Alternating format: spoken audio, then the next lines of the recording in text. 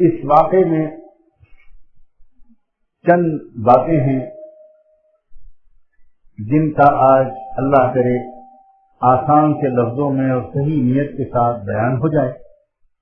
اور جن کے بیان کا جو اصل مقصود ہے وہ ہم کو حاصل ہے،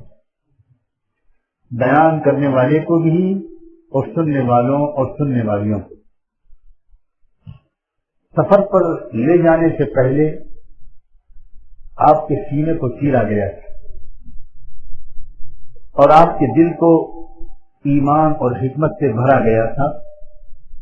یہ وہ الفاظ ہیں جن الفاظ میں اس عمل کو بیان کیا گیا۔ اتنی بات تو ذہن میں رکھیے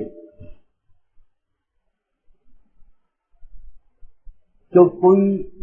چیز جو آپ نے اور ہم نے دیکھی نہ ہو، کسی دوسرے ملک میں ہونے والی کوئی نئی ایجاد، اس کا کوئی ہم سے تذکرہ کرے تو کیا پوری بات ہماری سمجھ میں آ جائے گی؟ ہم اتنا تو اخباروں میں پڑھتے ہیں کہ انسان خلائی جہاز میں بیٹھ کر خلا میں جاتا ہے، وہ اسپیس شٹل میں اسپیس اسٹیشن قائم کرتا ہے، خلا میں چلتا ہے، سیاروں کے چکر لگاتا ہے، کچھ سیاروں پر وہ اتر بھی چکا ہے۔ ہم اتنی باتیں سنتے ہیں، اور اگر کوئی ہمارے سامنے اس خلائی سفر کی تفصیلات بیان کرنے لگے اور اس خلائی جہاز کی باریک سائنٹیفک تفصیلات بیان کرنے لگے تو کیا ہم عام لوگوں کی سمجھ میں آئے گا؟ جو جن چیزوں کی ہم جانکاری نہیں رکھتے اور جن کا ہم کو تجربہ نہیں ہوا، ہم اگر ان کا بیان کرنے والے کی سچ بولنے پر ہم کو اعتماد ہے تو ہم بات مان لیتے ہیں لیکن تفصیلات نہیں سمجھتے، اور تفصیلات کے نہ سمجھنے کی وجہ سے بات کا انکار نہیں کرتے، اور بات ماننے کی وجہ سے تفصیلات کے سمجھنے کا دعویٰ نہیں کرتے۔ جب دوسرے ملک میں ہونے والی کچھ اپنے ہی زمانے کی تحقیقات کا اس بارے میں ہماری محدود عقل کا یہ حال ہے تو کیا عالم ارواح اور عالم بالا اور عالم ملکوت اور عالم غیب میں ہونے والے اس نور مجسم رحمت دو عالم سیدنا محمد الرسول اللہ صلی اللہ علیہ وآلہ وسلم کے ساتھ ہونے والے ان واقعات کی پوری تفصیلی نوعیت کو ہم اپنی عام عقل سے سمجھ سکتے ہیں؟ بیان کرنے والے محمد الرسول اللہ، جن کے بارے میں ہم کو اپنی ذات اور اپنے ماں باپ سے زیادہ یقین ہے کہ وہ کبھی جھوٹ نہیں بولتے۔ سینے کو چاک کیا گیا، کیسے چاک کیا گیا، کیا ہوا، اس میں کیا رکھا گیا، کیا نکالا گیا، زمزم سے کیا چیز دھوئی گئی، تفصیلات ہم نہیں سمجھتے، لیکن تفصیلات کا نہ سمجھنا ہی تو ہمارے ایمان کا امتحان ہے۔ اگر تفصیلات کے نہ سمجھنے کی وجہ سے ان چیزوں میں ذرا بھی شک ہوا تو ہم اپنا شمار ایمان والوں میں نہیں کرا پائیں۔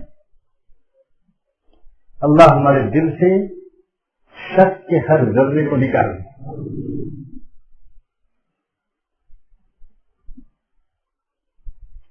ایسا معلوم ہوتا ہے جیسے کہ بعض واقف اسرار علماء نے لکھا ہے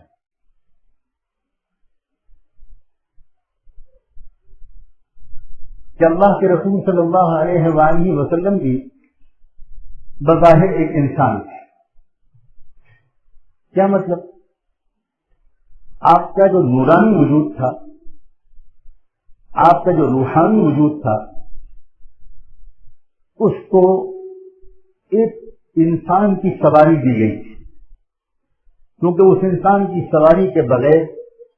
آپ ہمارے اور آپ کے بیچ میں نبوت اور رسالت کے فرائض انجام نہیں دے سکتے. ہمارے لیے کیسے نمونہ بنتے آپ؟ اگر آپ ایک ایسی مخلوق ہوتے جس کے نہ بیوی بچے ہوتے، نہ وہ کھاتا نہ پیتا، نہ وہ سوتا، نہ اسے غصہ آتا، نہ اسے کسی چیز کی خواہش ہوتی، نہ وہ تھکتا، نہ وہ جوان ہوتا، نہ وہ بوڑھا ہوتا، نہ اس کے بال سفید ہوتے، تو آخر ہمارے آپ کے لیے نمونہ کیسے؟ پھر اللہ تعالیٰ سیدھے سیدھے حضرت جبریل کو نہ بھیجتے تھے ہمارے ساتھ. اس لیے ایک طرف تو آپ کا وجود سراپا نور ہے، ایک طرف تو آپ کا وجود سراپا روح ہے، اور ایک طرف یہ بات بھی صحیح ہے کہ آپ کو ایک انسان کی سواری دی گئی ہے. اب اس ظاہری انسانی سواری کو دیکھ کر کوئی اس کو اگر عام انسان سمجھنے لگے تو وہ اندھا ہے، اور اگر کوئی اس سراپا نورانیت پر غور کر کے آپ کی بشریت کا انکار کرنے لگے تو وہ بھی کم سمجھ. یہی تو آپ کا کمال ہے کہ آپ نور مجسم بھی ہیں اور بشر کامل بھی. آپ شوہر بھی ہیں، آپ نانا بھی ہیں، آپ باپ بھی ہیں، آپ بھائی بھی ہیں، آپ پڑوسی بھی ہیں، آپ دوست بھی ہیں، آپ خریدار بھی ہیں، آپ بیچنے والے بھی ہیں، آپ بکریاں چرانے والے بھی ہیں، آپ تلوار اٹھانے والے بھی ہیں، آپ زرہ اور خوذ پہننے والے بھی ہیں، آپ درخت کے نیچے سائے میں بیٹھنے والے بھی ہیں، آپ کھانا کھانے اور کھانا کھلانے والے بھی ہیں، آپ اپنی بیویوں کے ساتھ تعلق قائم کرنے والے بھی ہیں، آپ بچے کو گود میں لینے والے بھی ہیں اور اپنے بچے کو قبر میں اتارنے والے بھی ہیں. وہ سارے حالات جو انسانوں پر پیش آتے ہیں وہ آپ کو. لیکن کیا اس کا مطلب یہ ہے کہ وہ ہمارے آپ کی طرح کے انسان؟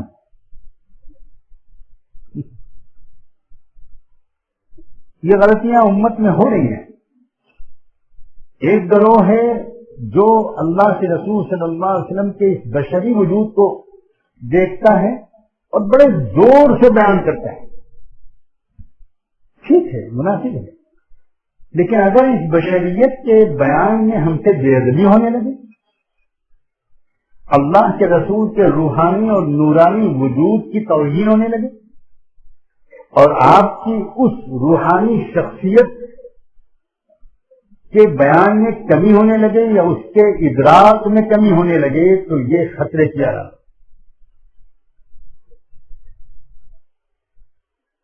لاکھوں لوگوں کو اسی چیز نے ایمان سے محروم رکھا. بہت سے لوگ یہ کہتے تھے کہ مالی هذا الرسول یأکل الطعام ویمشی فی الاسواق. ہم یہ رسول کیسے مان لیں؟ یہ تو کھانا بھی کھاتے ہیں، بازاروں میں گھومتے بھی. تو بشری کام کرتے ہوئے دیکھ کر ان کو ایک عام بشر سمجھ لینا یہ اچھی علامت نہیں. اور بہت سے لوگ جن کو یہ خیال ہے کہ ان کے پاس توحید کا عقیدہ بہت مضبوط ہے اور وہ اپنے سوا ہر ایک کو مشرک سمجھتے ہیں، انہیں اپنا جائزہ ایمانداری سے لینا چاہیے. ایسا تو نہیں ہے کہ وہ توحید کے دھوکے میں بے ادبی تک اور حضور کے روحانی اور نورانی وجود کے انکار تک پہنچ گئے ہیں. انہیں ضرور غور کرنا چاہیے. ہم کسی دوسرے کے بارے میں نہیں کہہ سکتے. ہم مخلصانہ، برادرانہ، خیر خواہانہ اور عاجزانہ مشورہ دیتے. اسی طرح جو لوگ حضور اکرم صلی اللہ علیہ وآلہ وسلم کے نورانی اور روحانی وجود کے دیدار سے بہرور ہوتے ہیں، اس کا احساس رکھتے ہیں، ان کے قلب پر اس کے اثرات پڑتے ہیں، وہ دیکھتے ہیں کہ حضور انگلی اٹھاتے ہیں تو چاند کے 2 ٹکڑے ہو جاتے ہیں، وہ دیکھتے ہیں کہ حضور انگلی ڈالتے ہیں تو پانی کا چشمہ جاری ہو جاتا ہے، وہ دیکھتے ہیں کہ حضور اپنا لعاب نکال کے لگا دیتے ہیں تو آنکھ ٹھیک ہو جاتی ہے، وہ دیکھتے ہیں کہ حضور اپنا تھوک لگا دیتے ہیں تو زخم بھر جاتا ہے، وہ دیکھتے ہیں کہ حضور اپنا ہاتھ کسی کے سینے پر رکھ دیتے ہیں تو قلب ایمان سے منور ہو جاتا ہے. تو وہ جب ایسے روحانی اور نورانی تصرفات دیکھتے ہیں تو وہ کہنے لگتے ہیں کہ بھئی یہ انسان نہیں ہے. یہ کوئی نئی بات نہیں ہے. محمد تو محمد تھے، سرکار تو سرکار تھے. ناقص آنکھوں والوں نے تو جب حسن یوسف کو دیکھا تھا تو وہی پکار اٹھے تھے کہ ما ھذا بشرا ان ھذا الا ملک کریم. یوسف علیہ السلام کا حسن ظاہری اور حسن باطنی دیکھا، وہ کمال کا حسن ظاہری اور وہ کمال کا تقویٰ یہ جب دیکھا تو وہ پکار اٹھی عورتیں کہ بھئی یہ انسان نہیں ہے، یہ تو فرشتہ. تو جب یوسف کو دیکھنے والے، کوتاہ نظر سے دیکھنے والے بشریت یوسف کا انکار کر سکتے ہیں اور ملکیت یوسف کا دعویٰ کر سکتے ہیں، تو محمد رسول اللہ کے حسن کامل کو دیکھنے والے بھی بشریت کا انکار کر بیٹھے تو یہ کبھی ایک آدھ دفعہ مدہوشی کا نعرہ ہو تو معاف ہو سکتا ہے، لیکن یہ اگر عقیدے میں شامل ہو جائے تو قابل اصلاح ہے. اس لیے کہ آپ کا بشر ہونا ہی تو اصل کمال ہے. یوسف علیہ السلام کا انسان ہوتے ہوئے پاک دامن رہنا کمال تھا. اگر یوسف انسان نہ ہوتے اور فرشتے ہوتے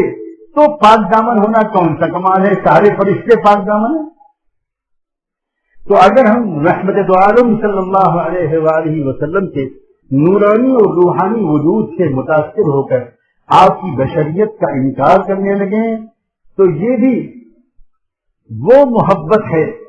جس میں علم کی اور عقل کی کمی ہے. اس لیے دونوں طبقوں کو اپنا اپنا جائزہ لینا چاہیے اور ہم میں سے ہر ایک کو اس بات کا ضرور جائزہ لینا چاہیے اور اللہ سے دعا مانگنی چاہیے کہ اللہ ہم کو اپنے محبوب کی محبت، تعظیم اور ادب میں بھی کمال کا درجہ عطا فرما اور اپنی وحدانیت اور ربوبیت اور الوہیت میں یکتائی کی شان کو سمجھنے اور ماننے میں بھی اور توحید میں بھی کمال کا درجہ عطا. ہم اللہ سے مانگنا چاہتے ہیں کہ ہمیں توحید کامل بھی ملے اور عشق رسول کامل ملے، دونوں چیزیں کامل ملیں. اگر ہم کو یہ نظر آئے کہ ہمارے پاس توحید تو ہے مگر محبت اور ادب اور روحانی اور نورانی وجود کے ادراک میں کمی ہے تو ہمیں چاہیے کہ ہم ان لوگوں سے جن کے پاس ادب اور محبت تو ہے ان سے ادب اور محبت لے لیں. اور اگر ہم کو یہ محسوس ہو کہ ہمارے پاس ادب اور محبت تو ہے مگر توحید میں کمی ہے تو ہم کو توحید ان لوگوں سے لے لینی چاہیے جن کے پاس توحید مکمل ہے. اگر دو بھائیوں میں سے کسی ایک کے پاس ایک چیز ہوتی ہے دوسری چیز نہیں ہوتی، کم ہوتی ہے، تو دونوں بھائی لڑنے کے بجائے تبادلہ کر لیا کرتے ہیں، ایک دوسرے کی مدد کیا کرتے ہیں. اللہ امت کے مختلف طبقات کو ایک دوسرے کی مدد کا طریقہ تھا.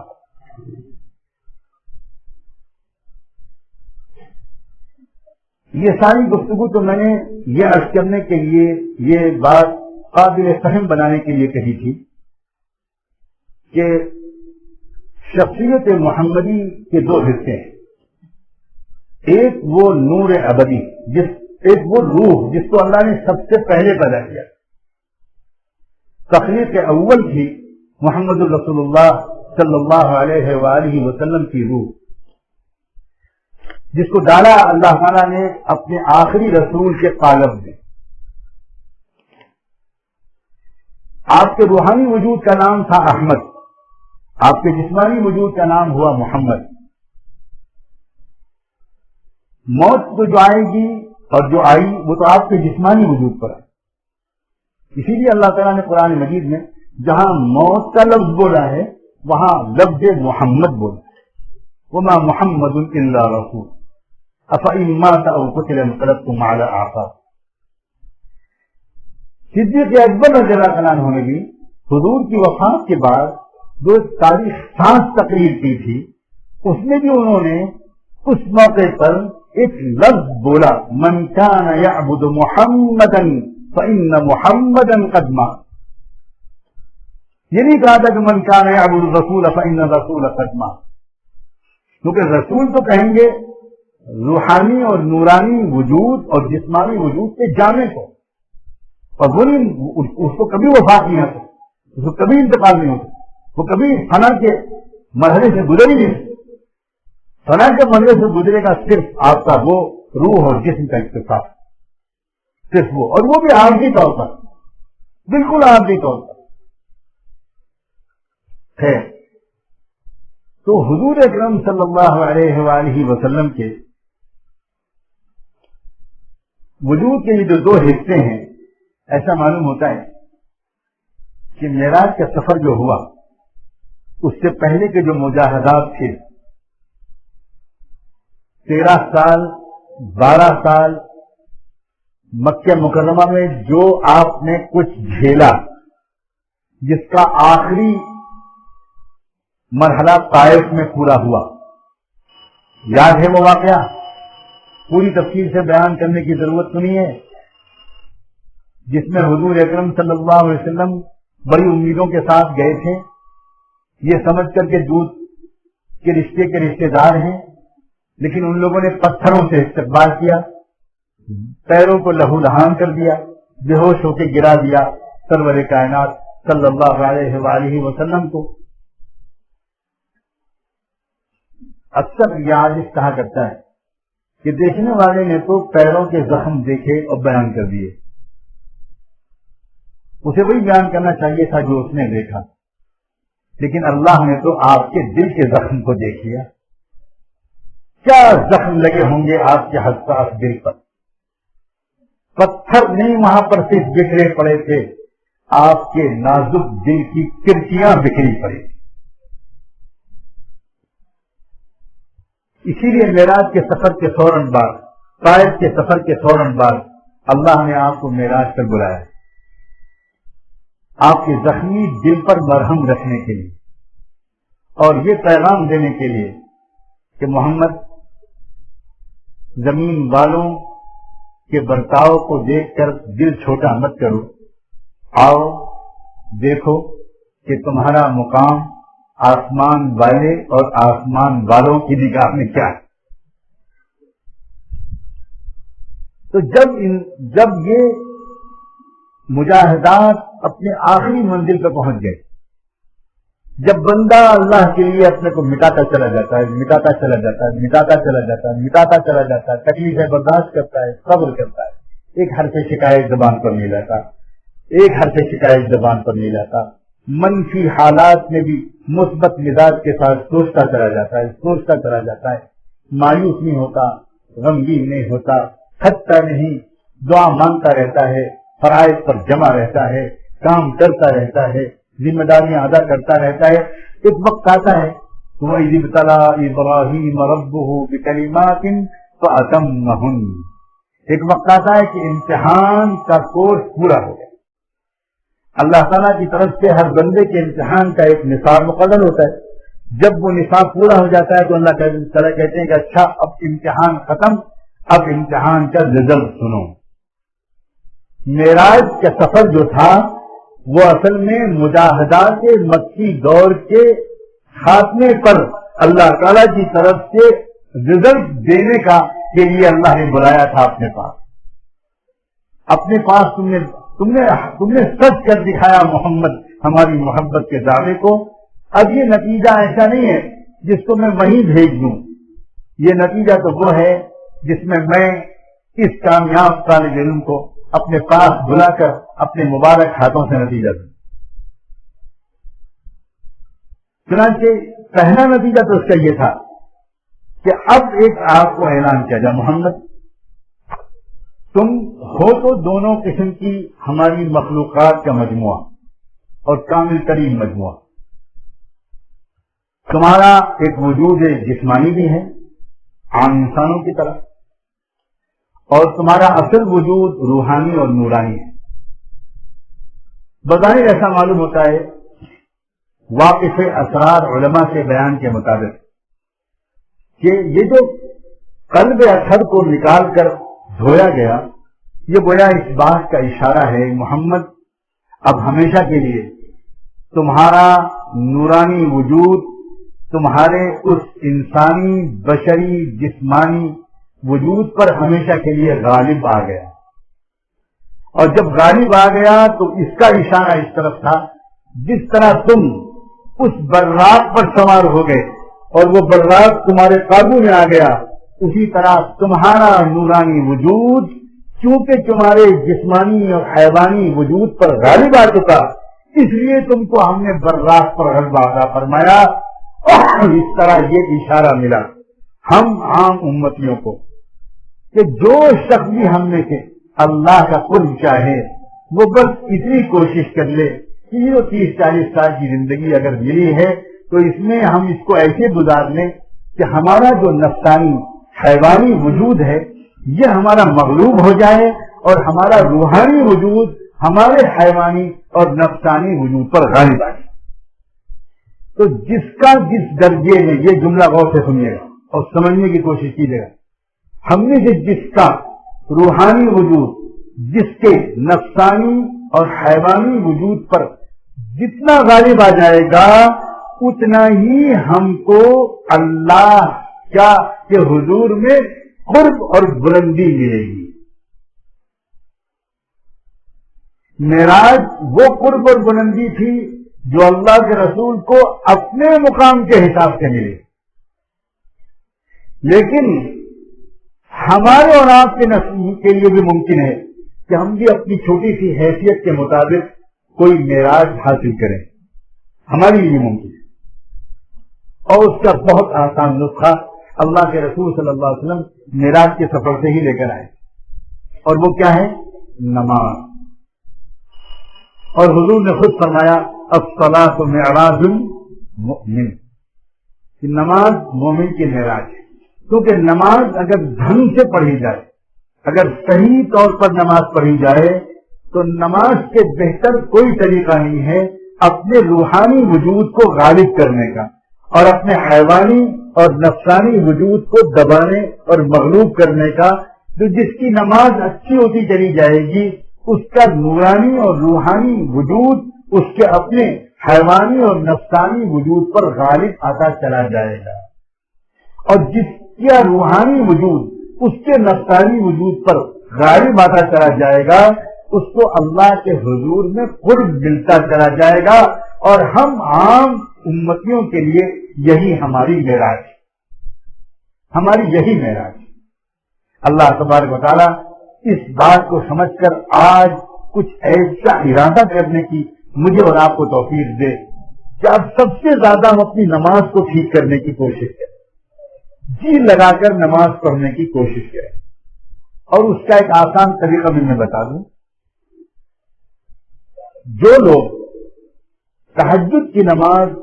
پڑھنے کی پابندی کرتے ہیں، جو تہجد کی نماز میں اٹھ کر شوق اور ذوق اور جی لگا کر تہجد پڑھتے ہیں، وہ اپنی 5 وقت کی نمازوں میں تبدیلی خود ہی محسوس کرتے۔ ان ناشئۃ اللیل ہی اشد وقتا واقوم قیلا، تہجد کی نماز میں تاثیر ہے پوری نماز کو ٹھیک کر دے گی۔ تو جس کو نماز بہتر پڑھنے کا شوق ہو وہ تہجد کی نماز شروع کرے، نمبر 1۔ نمبر 2، ہر نماز کے پڑھنے سے پہلے 2-4 منٹ اللہ کو یاد کر لیا کریں اور اللہ سے اچھی نماز کی توفیق مانگ لیا کریں۔ نماز سلام پھیرنے کے بعد اللہ سے اچھی نماز نہ پڑھ پانے کے سبب معافی مانگ لیا کریں۔ تو پہلے اللہ سے مدد مانگ لینا، بعد میں معافی مانگ لینا اور تہجد کی نماز کی پابندی کر لینا، اس نیت سے کہ اللہ میری نماز اچھی ہو جائے، اور جس کی نماز اچھی ہو جائے گی وہ گناہوں سے بچ جائے گا۔ ان الصلاۃ تنہی عن الفحشاء والمنکر، اور جو گناہوں سے بچ جائے گا اس کی روحانیت طاقتور ہو جائے گی اور اس کی حیوانیت اور نفسانیت کمزور ہونے لگے گی، اور جس کی روحانیت طاقتور ہوگی اور نفسانیت اور حیوانیت کمزور ہوگی اس کو اللہ کا قرب حاصل ہوگا، وہ اوپر کی طرف بڑھے گا، پستیوں کی طرف نہیں جائے گا۔